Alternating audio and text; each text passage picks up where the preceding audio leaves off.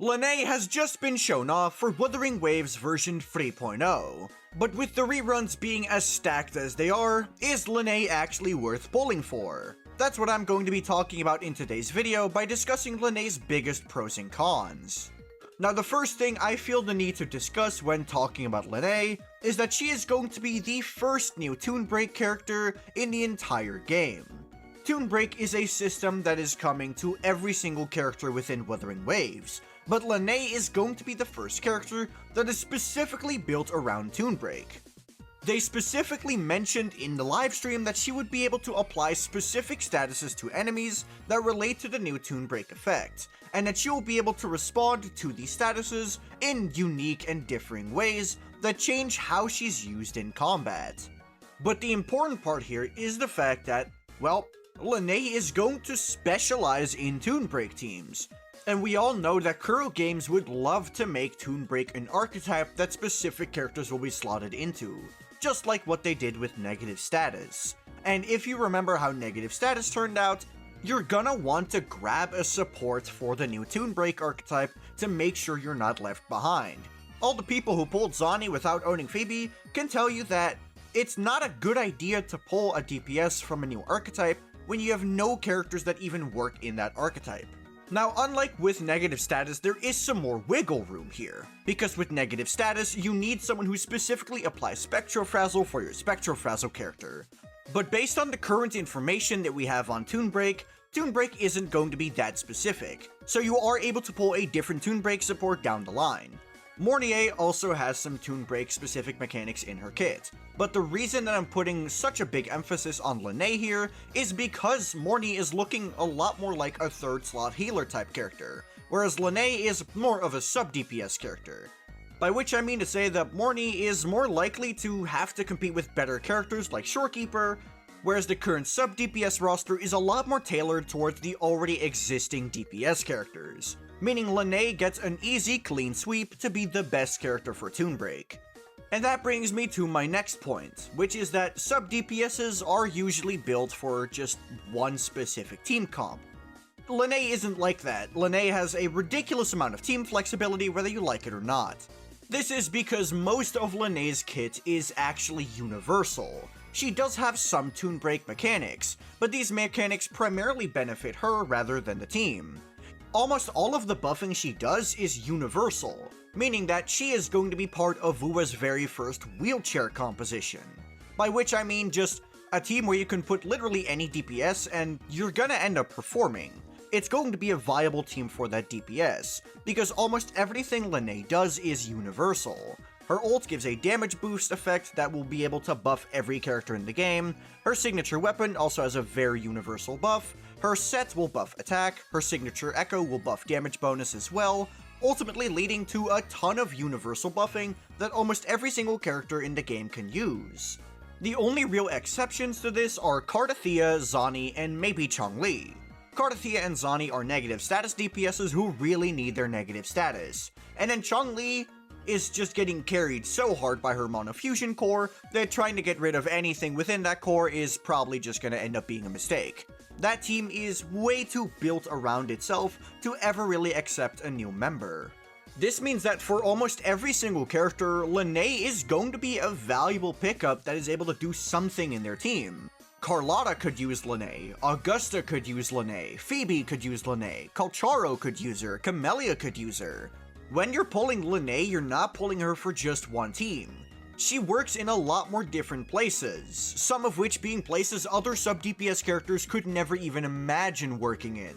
Most sub-DPSs are called versatile if they have 2 or 3 teams, but Lynae has way more than that, and thus is going to be one of the most valuable pickups in the game.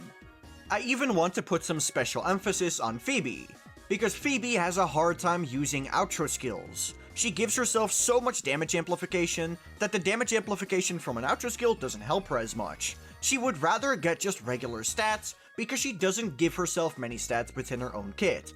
And guess what Lynae primarily gives? Just pure, raw stats. So Lynae is going to end up being incredibly versatile. Another good thing in Lynae's favor is that she is a pistol character. Now, what makes her being a pistol character so important? Simple. We already know that she is going to have a good weapon option that isn't her signature, and it's Static Mist. Static Mist is just such a good weapon that not enough people are really paying attention to. When it's about broken standard weapons, it's always Emerald of Genesis this, Emerald of Genesis that, and yet Static Mist always gets left by the wayside. Well, not today, because Static Mist is going to be saving anyone who doesn't have to pulse to get Lynae's signature weapon. Lynae's signature weapon is obviously going to be a large damage increase for Lynae herself, as well as giving a good buff to the entire team. So Lynae's signature isn't even bad or anything. But Static Mist is strong enough to the point where you don't really need the signature weapon if you don't want to get it. A 10% attack buff to your main DPS might not seem very good, but it's going to be a lot better than most of the damaging options for Lynae herself. Trying to chase personal damage on your Lynae is one thing, but buffing your main DPS is going to be a lot more important than buffing the Lynae in question. But even if you are chasing damage, Static Mist is not a bad weapon.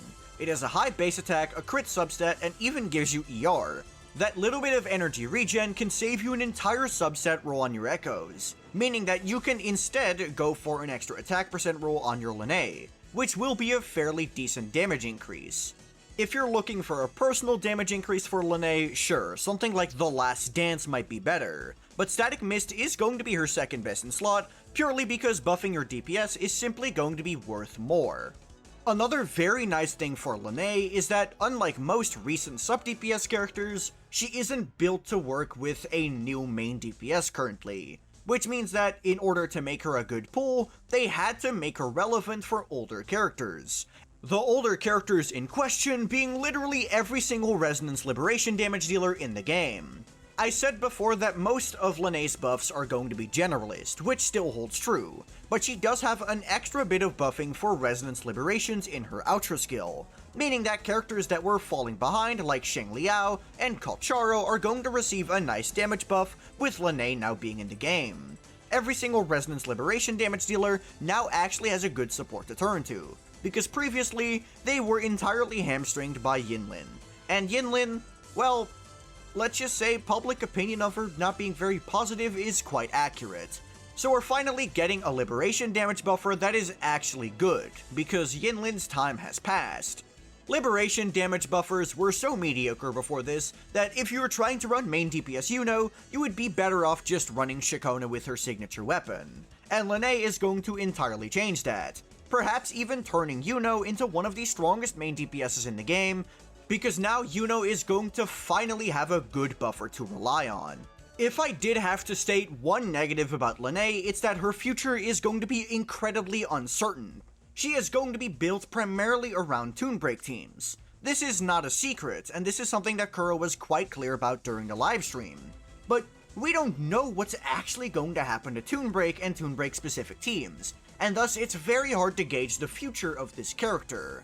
I do think that Lynae's current position is quite squared away, given just how universal she is and how she's already uplifting some other DPSs into becoming a lot more solid than they currently are. But gauging the future of this character is incredibly hard, because we simply do not know what Kuro Games is going to do with future Toon Break characters. So if you're only pulling her because she's going to be a good Toon Break character, you might want to hold off until we get more information about what Kuro Games is actually going to do with future Toon Break characters. We have no idea if it's going to be similar to Negative Status or if it's going to go in an entirely different direction. There's simply a lot of things that aren't currently clear about how Toon Break is going to function and how much Toon Break is going to need Lynae. So if you're only pulling her for Toon Break purposes, you might want to wait and see where the archetype goes. But that's just my opinion on Lynae. Let me know what you think of her in the comments down below. And while you're down there, be sure to like the video and subscribe to the channel. Additionally, if you have any questions, be sure to check out my Discord server, which is linked in the description down below. If you just want to see more of me, you can also check out the description down below for my second channel. I don't post that frequently, but when I do, I just kind of post what I feel like. But that'll be all from me. Peace.